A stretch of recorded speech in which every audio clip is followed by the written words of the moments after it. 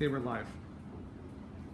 Hi, as I promised you today, I'm going to show you how to make a couple of very easy tinctures. First, I want to show you the books that I recommend that you read before you venture into herbal medicine. My absolute favorite book is this one, Growing 101 Herbs That Heals by Tammy Harthrop.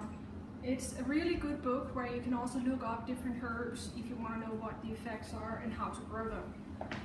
The second one that I recommend is called Herbal Medicine from Heart of the Earth. This is a really good herbal dictionary, and it's a book where you can learn a lot of really good things. Both books have recipes in it too that you can use. So here are the two tinctures that we're gonna make. This one over here is a tincture that was posted in Corinne's Wake and Beck website where she makes cannabis products. This one over here that we're gonna do is more of my own version of an anxiety tincture that'll also be pain relieving and very relaxing. So let's get started. The cannabis that we use in it is a CBD strain, and we use CBD in this fact, it's catatonic, because a lot of people get more anxious when you use THC in a tincture.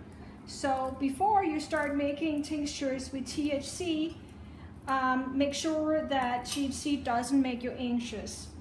So the cannabis that are in these two, I'm gonna put 8 grams of cannabis in each tincture, and I have already decupped this in the oven, and then I'm just grinding it up a bit with my fingers, crumbling it.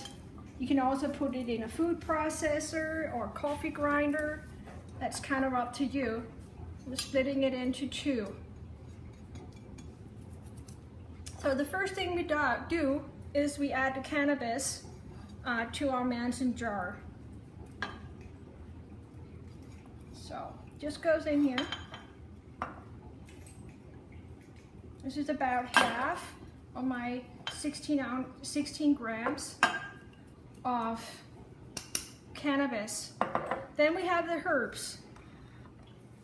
And in this tincture, we're gonna use catnip, which comes in bags like this.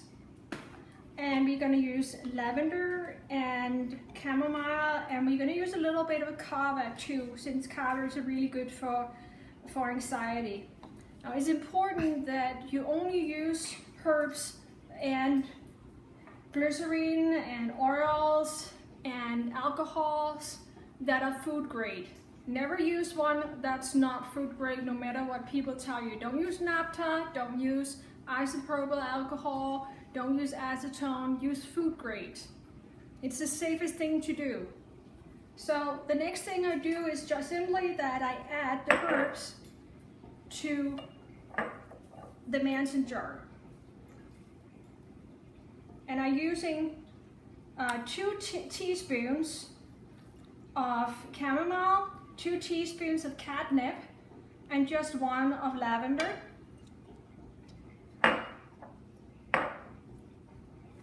Then I take a half of a teaspoon of kava, and this is kava extract.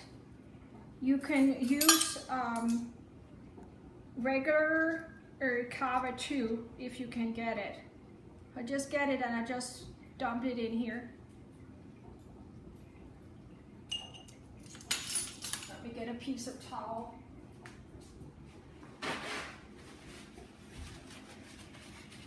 And then there's only one step left, and that's adding vegetables glycerin.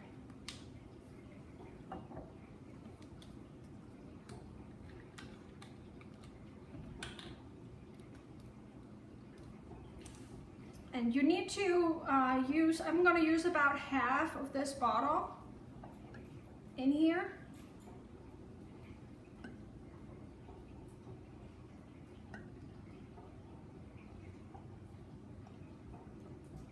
In principle, you can also just use about 1/4 cup or less, and generally just get a stronger tincture. I don't want this too strong.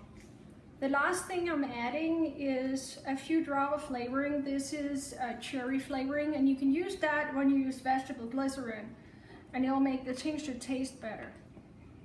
You can also wait and add it once the tincture base is done. Then I just take a fork or pretty much any kind and just mix it a little bit.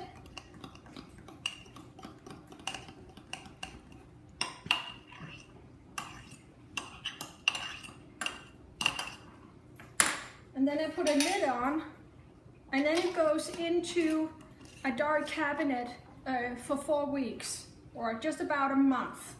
After that month, I'm gonna strain it through a cheesecloth. It can be any kind of cheesecloth you find. And then I'm gonna put it in one of these small bottles here, and 1 dropper full equals 1 dose of this tincture. And it's the one that I got from Corinne from the Wake and Bake cookbook.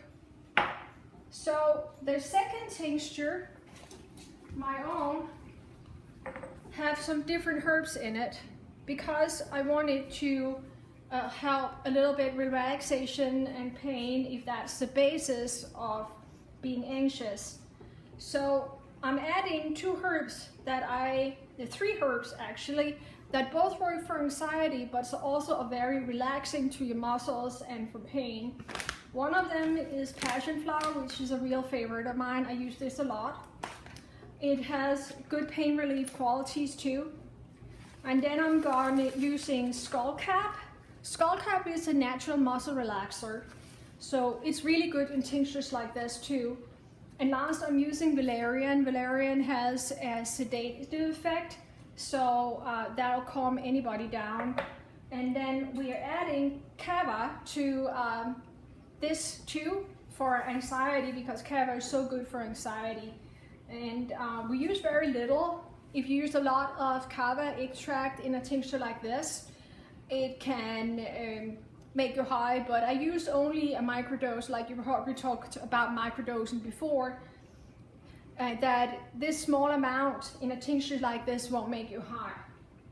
So here I start by adding the cannabis first, my decaf cannabis. And I've decaf my cannabis for a little over an hour at 300 degrees Fahrenheit. So I'm using 1 teaspoon of valerian, and I'm using 1 tablespoon of skullcap and 1 tablespoon of the passion flower.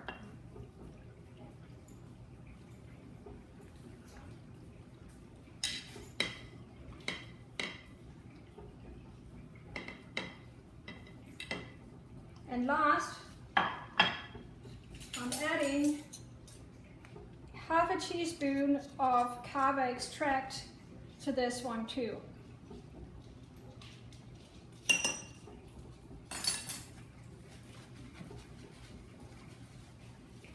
This one, my daughter wants to be watermelon flavor. The other one was cherry, so just adding a bit of watermelon flavoring to it too. It's optional, you don't have to add flavorings too if you want. Vegetable glycerin has a natural sweet flavor.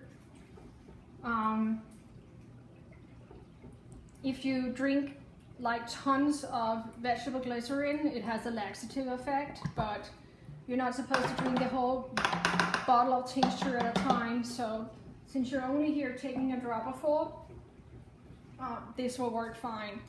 Then I just mix it up like the other one.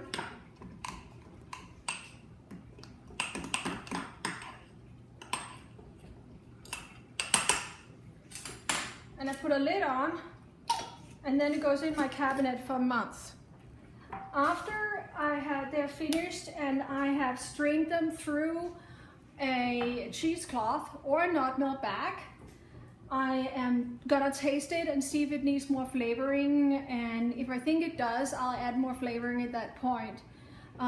Anything that you have used in the tinctures and that is left over in your cheesecloth, you can put in the compost. It's very well composted, and that way it doesn't go to waste.